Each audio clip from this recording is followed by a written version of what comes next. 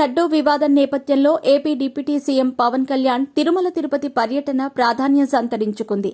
ఆయన నేడు తిరుమలకు చేరుకుంటారు. 2 రోజుల పాటు అక్కడే బస చేస్తారు.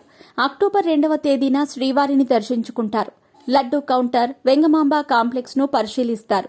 అక్టోబర్ 3న దీక్ష విరమిస్తారు. అనంతరం తిరుపతిలో వారాహి సభ నిర్వహించనున్నారు. మరోవైపు లడ్డూ కల్తీపై సిట్ విచారణ కొనసాగుతోంది. తిరుమల లడ్డూ కల్తీ వ్యవహారంపై పవన్ కళ్యాణ్ గత ప్రభుత్వ తీరును తీవ్రంగా ఎండగట్టారు.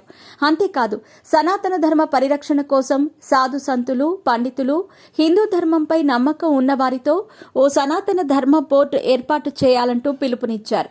మరోవైపు జనసేనాని ఇచ్చిన ఈ పిలుపుకు హిందూ సంఘాలు పవన్ కళ్యాణ్ పై ప్రశంసల జల్లు కురిపిస్తున్నాయి. తిరుమల లడ్డూ వ్యవహారంలో గత ప్రభుత్వాన్ని తూర్పార పట్టడంలో హిందుత్వ పార్టీ అయిన బీజేపీ కంటే జనసేనానే కాస్త దూకుడుగా వ్యవహరించారని రాజకీయ వర్గాల్లో వినిపిస్తున్న మాట.